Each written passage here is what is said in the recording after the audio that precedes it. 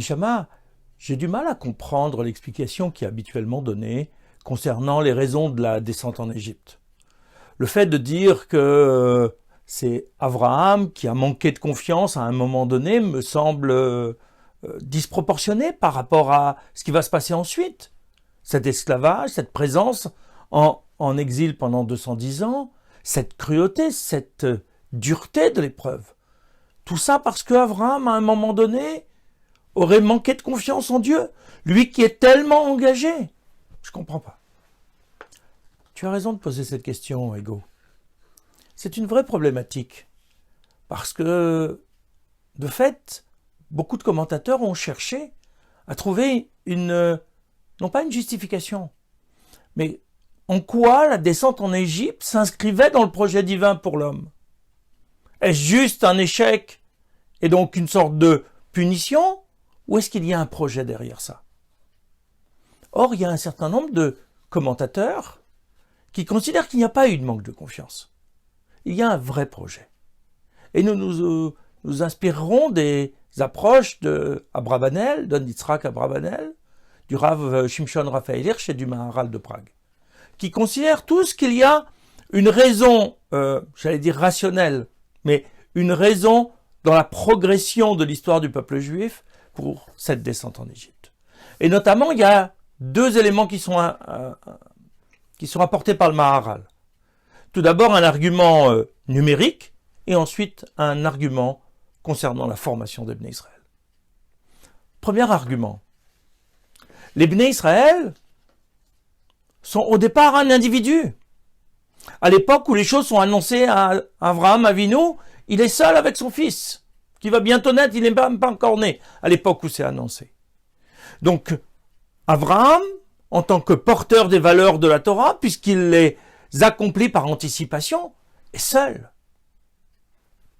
Ensuite, il y aura Yitzhak, et ensuite Yaakov, mais ça reste des individus. Que peuvent faire des individus pour changer le monde, pour avoir un impact sur l'ensemble de l'humanité? Il faut donc attendre que ces individus deviennent une grande famille. C'est 70 personnes qui descendent en Égypte. Et le chiffre de 70, nous dit le Maharal, est très important parce qu'il correspond aux 70 nations originelles de l'humanité.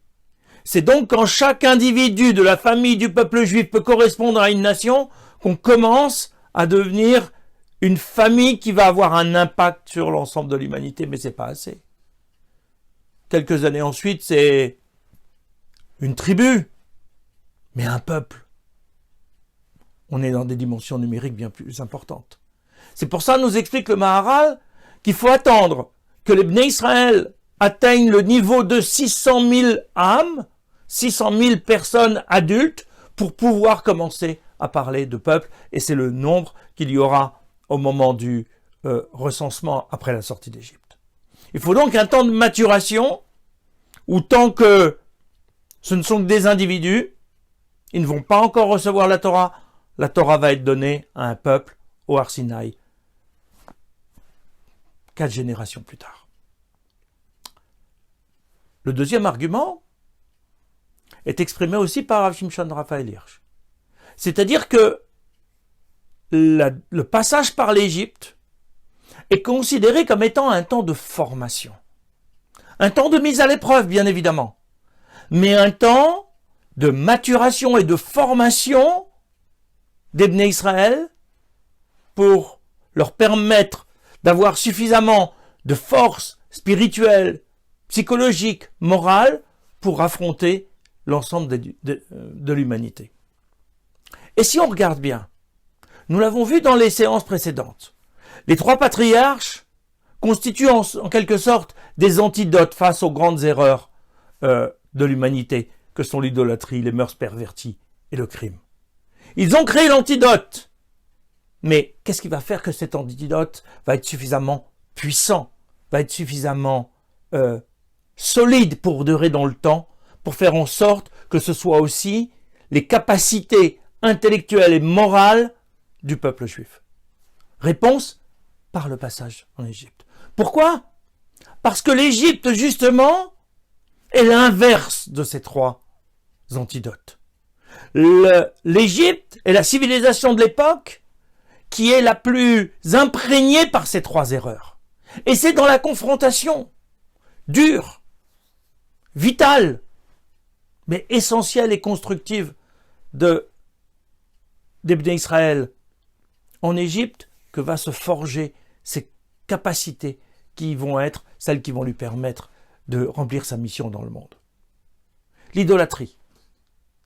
L'Égypte, par excellence, est le pays de l'idolâtrie bien avant les mythologies grecques et romaines.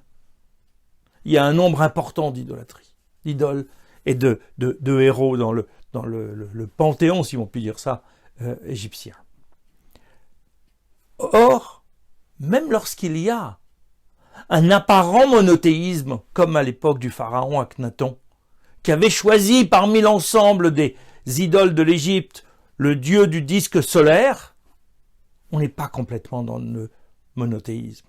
Il ne s'agit pas de dire qu'il y a un seul Dieu qui mène le tout. Dire plutôt qu'il y a un Dieu supérieur, qui va être en quelque sorte comme dans la Grèce antique pour Zeus, qui va être le patron des autres dieux. Mais ce n'est pas le Dieu unique qui va donner une éthique morale et qui va donner une direction, ce n'est pas le créateur du monde, de l'univers.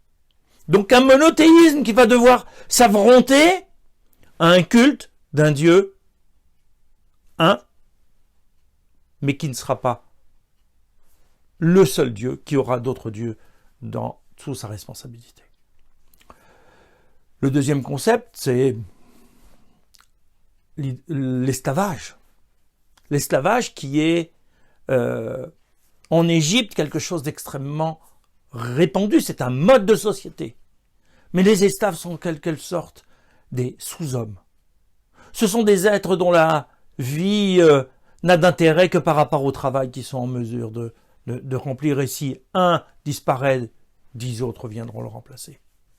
C'est la perte de la valeur humaine, la perte de l'individu.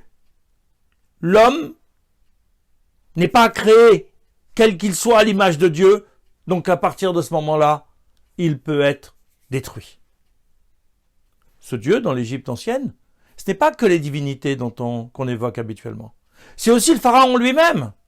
Et le pharaon lui-même, qui se prend pour un dieu, et qui donc doit cacher d'une certaine façon qu'il a un mode de vie humain. Et la dépravation des mœurs est presque un mode de fonctionnement. Les pharaons avaient l'habitude de se marier avec leurs sœurs pour que, justement, cette divinité ne sorte pas de la famille. On est donc dans une relation où ce qui compte, ça va être le pouvoir plus que les valeurs morales et le respect de l'autre. On utilise un être pour son propre besoin. On a donc une civilisation où ces trois erreurs sont développées de manière massive et significative. Et les Bnei Israël vont devoir se confronter à ces trois erreurs. D'ailleurs, c'est ce qui est annoncé à Abraham. Si on regarde l'annonce dans le texte, on a en quelque sorte déjà ces trois éléments. Qu'est-ce qu'on nous dit? Ce qui est annoncé à Abraham bien avant qu'il ait encore son fils Yitzhak, ce sont les choses suivantes. Sache bien que ta descendance sera étrangère dans un pays qui n'est pas le leur. Ils les asserviront, ils les opprimeront 400 ans. Nous avons là, à nouveau, ces trois paramètres. Les Bnei Israël vont être étrangers dans une terre étrangère.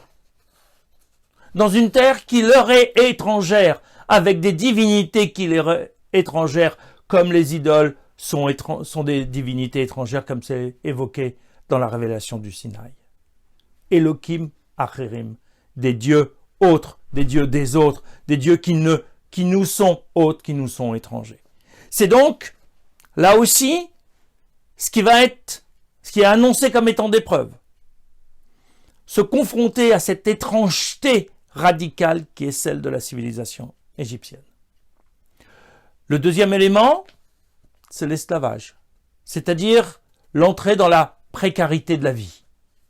Le fait que les Égyptiens pouvaient tuer facilement montre que cette vie n'a pas d'importance.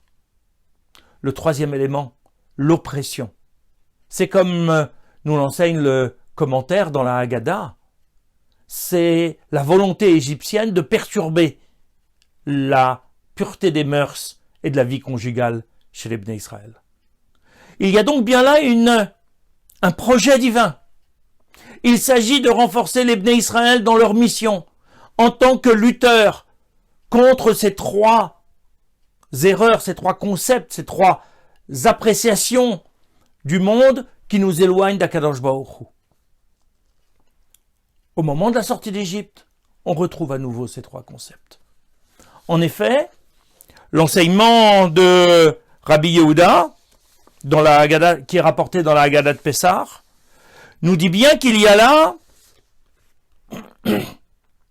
des plaies qui peuvent être regroupées 3 par 3. Donc, en dehors de la 10e, qui est vraiment une plaie un peu exceptionnelle d'une autre catégorie, puisqu'il s'agit de la mort des premiers-nés, mais les autres viennent nous enseigner quelque chose. Ils viennent bien sûr punir les Égyptiens par rapport à leur comportement, et on y reviendra. Mais ils viennent aussi nous enseigner quelque chose à nous et à l'ensemble des nations. Et on retrouve à nouveau ces trois concepts. La première série des plaies, c'est le sang, les grenouilles et la vermine. Elles viennent nous enseigner que Dieu maîtrise la nature, contrairement aux idoles qui elles-mêmes sont issues de la nature, particulièrement en Égypte, où ce sont souvent des animaux avec une dimension prétendument humaine ou divine. C'est donc bien l'occasion pour nous d'ancrer en nous-mêmes la notion de transcendance divine. Les trois suivantes, les bêtes sauvages, la peste et les ulcères, viennent nous enseigner que Dieu maîtrise les êtres vivants.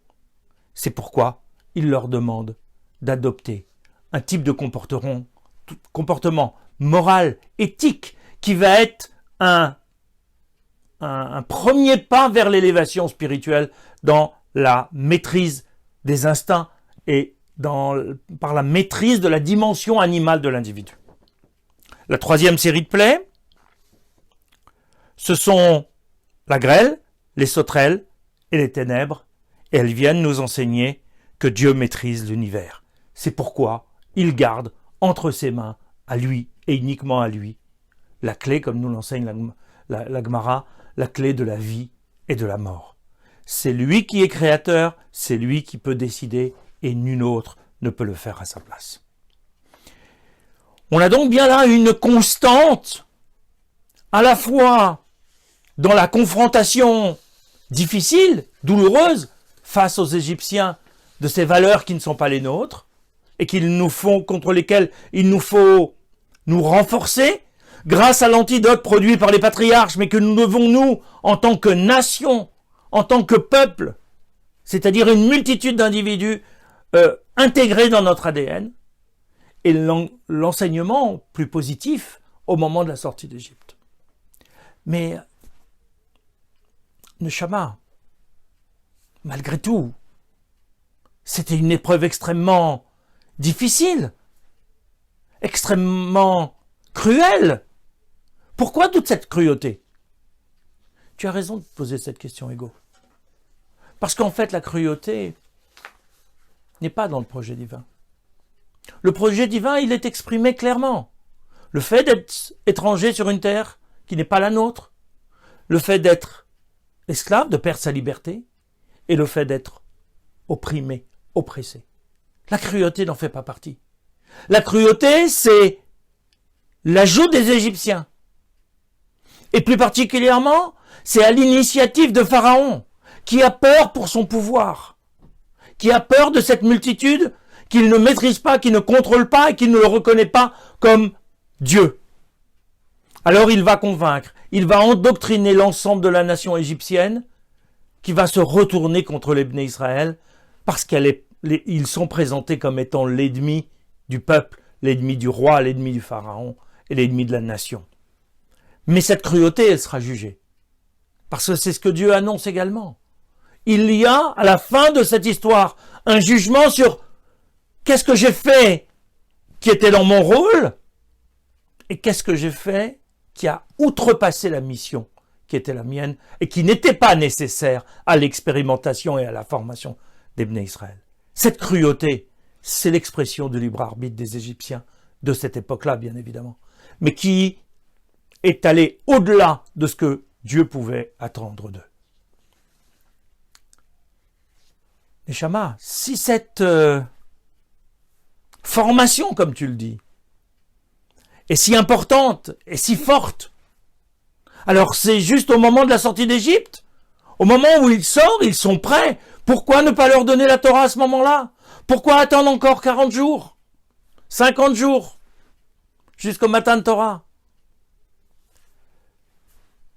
Décidément, tes questions sont pertinentes, Ego. C'est ce qu'il va nous falloir expliquer la prochaine fois. Parce qu'il y a là vraiment encore un pas à franchir.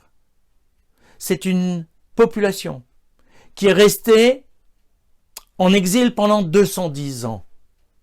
Même si au moment où elle acquiert sa liberté, elle devient d'une certaine façon un peuple, elle va bientôt recevoir sa loi, mais ce sont des esclaves qui sont libérés. Ce ne sont pas encore des hommes libres. Il va falloir encore un peu de chemin. C'est ce que nous verrons la prochaine fois.